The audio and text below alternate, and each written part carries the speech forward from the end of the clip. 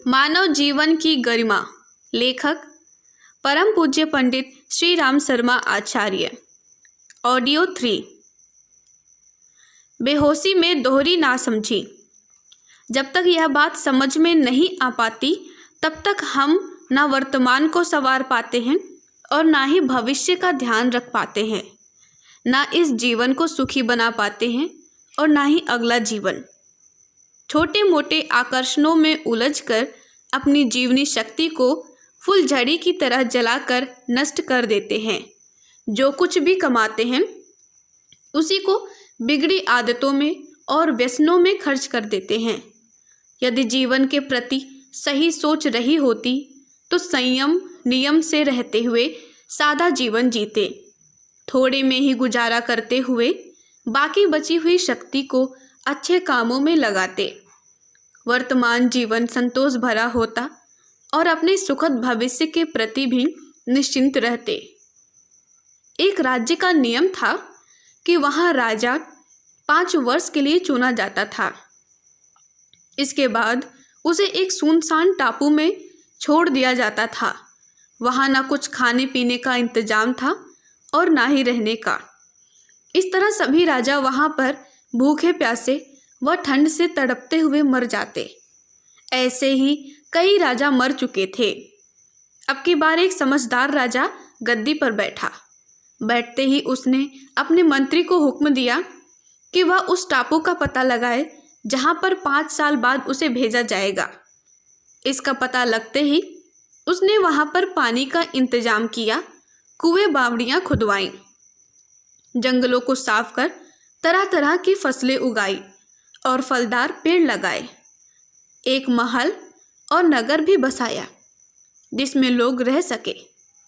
जब 5 साल पूरे हुए तो राजा खुशी खुशी वहां से चला गया और पहले से भी अधिक सुविधा साधनों के बीच सुख शांति से रहने लगा।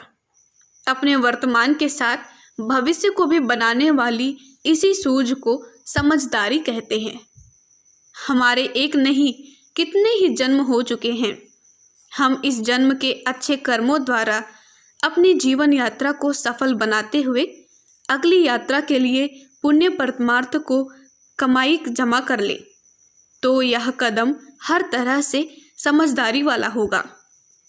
किंतु दुर्भाग्य है कि हम सभी जीवधारियों में सबसे बुद्धिमान प्राणी हैं, इस सूझ का परिचय भी नहीं दे पाते। सारी अकल खाली खेल तमाशे में ही लगा कर रखते हैं और अपने अंदर झांक ही नहीं पाते। अक्लमंदों की मूर्खता। मनुष्य की अक्ल का कोई ठिकाना नहीं है। आए दिन वह अनेक समस्याओं का हल करती रहती है। अणु परमाणु से लेकर विश्व ब्रह्मांड तक उसकी पढ़ाई लिखाई और सोच के विषय हैं। अमीबा से लेकर डायनासोर तक की गुत्थियों को वह हल कर रही है, लेकिन मुख्य समस्या की ओर ध्यान ही नहीं दे पाती है। जो बेशकीमती जीवन मिला है इसका उद्देश्य क्या है और उसका सही उपयोग क्या है। यह अक्लमंद आदमी दुनिया भर की जानकारियों को सिर पर लादे फिरता है, बड़ी बड़ी डिग्रियों को लेकर बैठा है, कई विषयों का जानकार होने का दावा करता है, पर छोटा सा प्रश्न हल नहीं कर पाता कि हम कौन हैं, यहाँ क्यों आए हैं, हमें क्या करना है। बेहोशी का नशा इस बुरी तरह चढ़ा हुआ है कि हर घड़ी कस्तूरी मृग की तरह बाहर ही खुशबू खोजता फिरता है, किंतु ध्यान अपनी नाभि की ओर जा ही नहीं पाता। बाहर खोज करते करते थका हारा आदमी अपनी असफलता और निराशा के साथ अपने भाग्य का रोना रोता रहता है। इसी विषय में एक कहानी है कि एक बार एक गांव से 10 शेख चिल्ली पड़ोस के गांव में मेला देखने आए। रास्ते में एक नदी पड़ती थी जिसे पार करके ही रास्ता आगे बढ़ता था। सभी ने एक साथ नदी पार की। उस पार पहुंचने पर उनको शक हुआ कहीं कोई साथी नदी में बह न गया हो, अतः गिनती पूरी करने का विचार आया। सभी ने बारी बारी से गिनती गिनी, पर संख्या हर बार 9 से आगे नहीं बढ़ रही थी। गिनती पूरी होती भी कैसे? गिनने वाले का सारा ध्यान तो बाहर दूसरों को गिनने में था और खुद को भूला बैठा था। सभी दुखी होकर वही सिर पर हाथ धरकर बैठकर रोने लगे कि अब क्या होगा, घर जाएंगे तो क्या जवाब देंगे। उसी समय एक समझदार राही वहां से गुजरा। उनकी व्यथा कथा सुनकर बात उसकी समझ में आ गया। उसने सभी शेख चिल्लियों को एक लाइन में खड़ा किया और जोर जोर से थप्पड़ मारकर 1 2 3 गिनती गिनने लगा। गिनती 10 तक पूरी हुई तो उन्होंने राहत की सांस ली। कुछ ऐसी ही हालत अक्लमंद मूर्खों की है, जो दुनिया भर की जानकारी तो बटोरते फिरते हैं किंतु अपने बारे में एकदम जीरो हैं। साथ ही और बड़ा जानकार होने का दम्भ भरते हुए भांति भांति के भ्रम फैलाते हैं। अंदरूनी गुण ही महानता का सच्चा मापदंड। असली जानकार तो उसे ही कहा जाएगा जो बाहरी जानकारियों के साथ अपने अंदर को जाने व अपने गुणों के विकास पर भी ध्यान देता हो, क्योंकि मनुष्य के जीवन में जितनी भी कठिनाइयाँ और दिक्कतें आती हैं वे उसके अंदर छिपे हुए दोष दुर्गुणों के कारण ही होती हैं। जितना हम अंदर अच्छे गुणों का विकास करते जाते हैं उतने ही दुर्गुण कम होते जाते हैं और जिंदगी भी अधिक सरल, सीधी और हल्की फुल्की होने लगती है। अंदरूनी गुणों के कारण ही मनुष्य महान बनता है। जिसमें जितने अधिक सद्गुण होंगे वह उतना ही बड़ा माना जाएगा। दुनिया के सारे ठाट बाट, वैभव विलास और रौब दाप उसके सामने हल्के पड़ जाते हैं। ये सब तो कुछ समय तक महानता या बड़प्पन दिखाकर नष्ट हो जाते हैं। मनुष्य शरीर से कितना ही ताकतवर हो जाए, बुद्धि के बल पर कितना ही बड़ा जानकार या विद्वान बन जाए और धर्मशास्त्रों का पंडित बनता फिरे, किंतु यदि उसके अंदर अच्छे गुणों की कमाई नहीं है तो इसका व्यक्तित्व अधूरा ही रह जाता है। अंदरूनी गुणों के विकास के साथ यह कमी पूरी होने लगती है। इसके साथ जो शांति और आनंद मिलने लगता है उसका एक सुख दुनिया के करोड़ों सुखों से बढ़ चढ़कर होता है। ऐसे ही व्यक्ति सही नेतृत्व करते हैं और लोगों का मार्गदर्शन करते हैं। गरीब फकीर होने पर भी बड़े बड़े महलों वाले उसके पैरों में गिरकर दया की भीख मांगते हैं। मनुष्य शरीर को पाकर यदि हम इस जीवन में सद्गुणों के विकास पर ध्यान नहीं दे पाते हैं तो फिर क्या मनुष्य शरीर और क्या पशु शरीर। पशु तो फिर भी बेहतर सिद्ध होते हैं, जो अपने कर्मों को भोग कर इसके बोझ से हल्के होकर अगली यात्रा को सरल बना लेते हैं।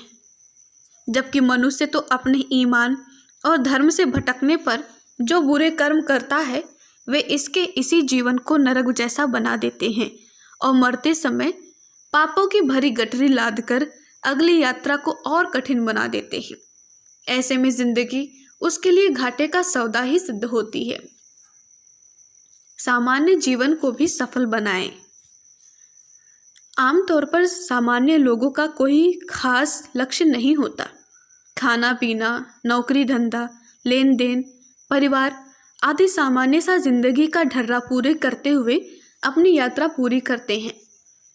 इस सामान्य जीवन को भी मनुष्य सफल बना सकता है यदि वह इसमें अपने परिवारजनों के प्रति आवश्यक मोह न पालते हुए अपनी जिम्मेदारियों को निभाए और अपने गुजारे भर से संतुष्ट रहकर सीधा साधा जीवन जिए। इसमें ध्यान इतना भर रखना होगा कि इस सामान्य सी जिंदगी को इस तरह से जिए कि इसे बर्बादी के रास्ते से बचाए रखें और एक आदर्श जीवन जीते हुए अपनी यात्रा पूरी करें। ठीक ढंग से इसका निर्वाह करते हुए ही हम लक्ष्य को सिद्ध करने के पर्याप्त अवसर मिले।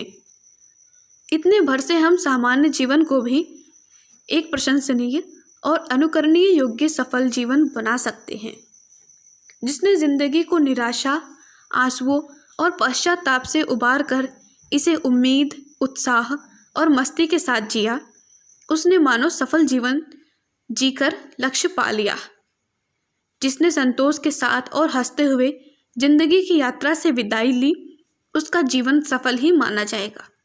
इसके विपरीत जिसने जिंदगी रोते, बिलखते, तड़पते और तरसते हुए पार की, उसे घोर विफल ही माना जाएगा। सफलता का सही आधार आंतरिक प्रसन्नता। बाहरी नज़र में कोई व्यक्ति कितना ही सफल क्यों ना दिखे, इतने भर से उसके जीवन को सफल नहीं कह सकते।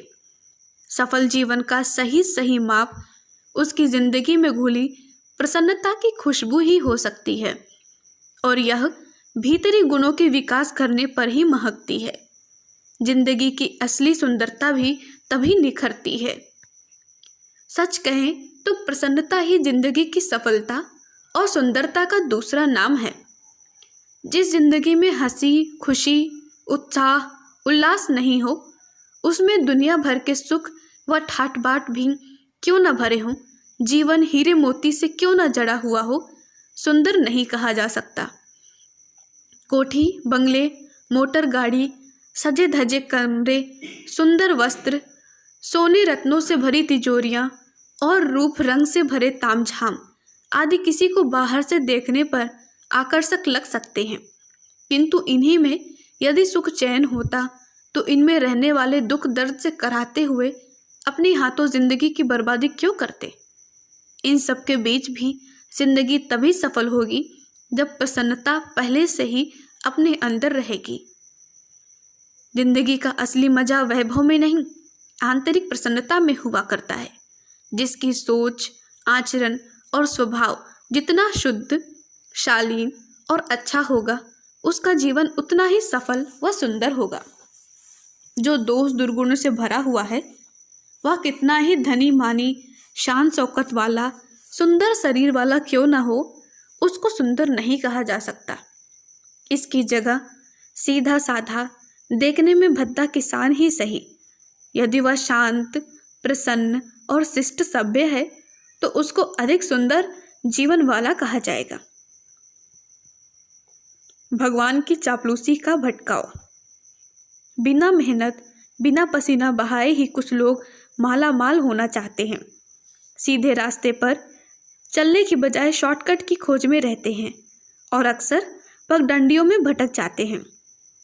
भगवान को चापलूसी पसंद मानकर पूजा पत्री द्वारा उसको खुश करने व अपनी झोली भरने का भ्रम एक ऐसा ही बहुत बड़ा भटकाव है। भ्रम में यह सोच बैठते हैं कि भगवान प्रसन्नता का भूखा है और चापलूसी करने से खुश हो जाता है। इसी ख्याल में पूजा अर्चना, कीर्तन, वंदना करके कर्मकांडों की लकीर पीटकर उसको खुश करने और जीवन उद्देश्य प्राप्ति तक का झूठा संतोष कर बैठते हैं, किंतु उन खेल तमाशों से हाथ कुछ नहीं आता। खींच और निराशा ही पल्ले पड़ती है। इस नाटक का अंत भगवान को भला बुरा कहने और नास्तिक बन जाने पर होता है। मोटी समझ की बात है कि जब खुशामद करने, नाक रगड़ने या रिश्वत देने से हम किसी समझदार दुनियादार का प्यार आशीर्वाद नहीं पा सकते, फिर भगवान को कैसे खुश कर सकते हैं। छोटी मोटी खुशामद, चापलूसी से खुश होना तो ओछे लोगों का स्वभाव होता है। भगवान को ऐसी सोच का मान बैठना वास्तव में हमारी अपनी बचकानी सोच का नतीजा होता है, जबकि भगवान तो समझदारी और न्याय का सच्चा रूप है। उसका आशीर्वाद और प्रेम तो सिर्फ अपनी जिम्मेदारी व काम को सही ढंग से पूरा करने वाले और अच्छे आचरण वालों के लिए सुरक्षित रहता है। भगवान ने इंसान को अपना जगत इसलिए सौंपा है कि वह चतुर माली की तरह इसको हरा भरा और फला फूला बनाए रखने के लिए अपनी शक्ति भर कोशिश करे। उसे इसलिए जन्म नहीं दिया है कि खाली उसका नाम रटता रहे और फूल पत्तियों को तोड़कर उसकी मूर्ति पर चढ़ाता फिरे। भगवान सिर्फ यह देखते हैं कि किसने क्या किया। उसे इतनी फुर्सत नहीं है कि यह गिना करे कि किसने हमारी प्रशंसा में क्या क्या कहा। भगवान के दरबार में मनुष्य का कर्म ही देखा जाता है, कर्मकांडों का खिलवाड़ नहीं। वह तो एक ही तराजू पर सबको तोलता है कि किसने इंसानियत की शान के साथ जीवन जिया और किसने बुरे कर्मों द्वारा इसे बदनाम किया। अपनी जिंदगी को सुधारने संवारने पर ही हम उसके अपने बन सकते हैं। भगवान केवल उसी की मदद करता है जो अपनी मदद के लिए खुद तैयार रहता है। योग्यता न होने पर हाथ पसारने नाक रगड़ने या गिड़गिड़ाने से अपना उल्लू सीधा करने की चालाकी यहाँ काम नहीं देती। पूजा पाठ और कर्मकांड का मकसद सिर्फ भगवान की इच्छा को दिलो दिमाग में मजबूती से जमा लेना और अपने आप में अधिक से अधिक शुद्धता, सच्चाई, समझ और हिम्मत पैदा करना है। इतने भर से हमारी जिंदगी का उद्देश्य पूरा नहीं हो जाता और ना ही भगवान खुश हो जाता है। भगवान को खुश करने के दो ही तरीके हैं। पहला, हम अपनी सोच, चरित्र व आचरण व्यवहार में इतनी शुद्धता, उदारता और सच्चाई भर पाते हैं। दूसरा, उसकी इस विश्व वाटिका को सजाने संवारने में कितना बढ़ चढ़कर अपना योगदान दे जाते हैं। जीवन देवता को साधें व मनोकामना पूरी करें। दुख दरिद्रता से बाहर निकलने और जिंदगी को खुशहाल बनाने के लिए कई लोग तरह तरह के देवी देवताओं का पूजा पाठ, ध्यान जप करते रहते हैं। सोचते हैं कि वे संतुष्ट होकर आशीर्वाद, वरदान देंगे और मनोकामनाएं पूरी करेंगे। इसमें वे कितने सफल हो पाते हैं कुछ कह नहीं सकते, क्योंकि यहाँ सब कुछ बाहरी शक्तियों की इच्छा पर निर्भर करता है। इसमें सेवक की क्या मर्जी, वह तो अनुनय विनय ही कर सकता है। आमतौर पर इसमें खीज, निराशा और अनास्था ही हाथ लगती है। किंतु इस धरती पर एक ऐसा देवता जरूर है जिसकी साधना कभी बेकार नहीं जाती। वह अपने भक्त को कभी निराश नहीं करता। वह हाथों हाथ मेहनत का फल देता है। इस देवता की खोज के लिए हमें बाहर भटकने की जरूरत नहीं। यह है हमारा सबसे नज़दीकी जीवन देवता। इसको यदि हम सही ढंग के साध ले तो यही कल्प वृक्ष बन जाता है, जिसके नीचे बैठने से मन की सभी इच्छाएं पूरी हो जाती हैं। अतः बाहर भटकने की बजाय जरूरत इतनी भर है कि हम अपने आप को संभालें, अपने को सुधारते व संवारते हुए जीवन देवता की साधना करें। जो इस सच्चाई को जितनी जल्दी समझ लेता है उसे उतना ही बड़ा सौभाग्यशाली माना जाएगा। मनुष्य जन्म से जुड़े भांति भांति के उपहार, सुख व आनंद का लाभ ऐसे ही लोगों को मिलता रहा है और मिलता रहेगा। इसी जीवन देवता की साधना करने पर छोटे छोटे सामान्य से लोगों को इतिहास पुरुष बनने का गौरव मिला है। महात्मा गांधी शरीर से दुबले पतले थे। सिर्फ 98 पाउंड की कांबा वाले गांधी जी में जीवन देवता की साधना से ऐसी प्रचंड शक्ति जागी कि ब्रिटिश राज हिल उठा था। Abraham Lincoln, Martin Luther king, George Washington आदि भी पहले सामान्य से इंसान थे, किंतु जीवन देवता की साधना के बाद वे कहाँ से कहाँ जा पहुँचे। जीवन के हर क्षेत्र में ऐसे उदाहरण भरे पड़े हैं। इसी देवता की साधना करने पर CV Raman, Jagdish Chandra Basu, Einstein, Marx, madam Curie, Edison आदि वैज्ञानिकों को जो उपलब्धियां मिली उसके लिए उन्हें किसी अन्य देवी देवता की मनुहार गुहार नहीं करनी पड़ी थी। आज जो वैज्ञानिक उपलब्धियों की चकाचौंध चारों ओर दिखती है, यह मनुष्य की क्षमता का मात्र 10% हिस्से का कमाल है। जब बाकी 90% भाग को भी जगाया जाएगा तो इसके चमत्कार की कल्पना की जा सकती है। जैसे ब्रह्मांड का छोटा रूप परमाणु है, वृक्ष छोटे से बीज में सुरक्षित रहता है, वैसे ही मनुष्य के अंदर भगवान की सारी शक्तियां दबी पड़ी हैं। इनको जगाया जाए तो ये रिद्धि सिद्धियों के रूप में प्रकट होती हैं। जीवन देवता की साधना द्वारा ही ऋषि मुनि, योगी, तपस्वी, सिद्ध पुरुष आदि इन शक्तियों के स्वामी बनते हैं। आम आदमी उस कोयले के अंगार की तरह सामान्य सी अवस्था में पड़ा रहता है, जिस पर राख की मोटी परत चढ़ी रहती है। पर जब इस राख को हटाया जाता है तो अपनी चमक और गर्मी देने लगता है। ऐसे ही जीवन देवता की साधना करने पर मनुष्य के अंदर अपना असली रूप प्रकट होने लगता है, जो कि स्वयं भगवान का अंश है। इसके जगने के साथ मनुष्य के अंदर वह चुंबक पैदा होने लगता है जो अपने विकास और सफलता के लिए आवश्यक चीज़ों, व्यक्तियों और परिस्थितियों को अपनी ओर खींचता है। जैसे पेड़ की आकर्षण शक्ति बादलों को खींचकर बरसने के लिए मजबूर करती है। खानों में धातुएं अपनी जाति के कणों को दूर दूर से खींचकर पास इकट्ठा करती हैं। खिलते फूल अपने चुंबक से मधुमक्खी, तितली और भौरों को अपनी ओर आकर्षित करते हैं। इसी प्रकार जीवन देवता को साधने पर पैदा हुआ चुंबक ईश्वर की शक्तियों को बुलाता है और आशीर्वाद देने के लिए विवश कर देता है। धन्यवाद। ओम शांति। हमारे YouTube चैनल को सब्सक्राइब करें और बेल आइकन को दबाकर ऑल पर क्लिक करें ताकि नोटिफिकेशंस आपको मिलती रहें।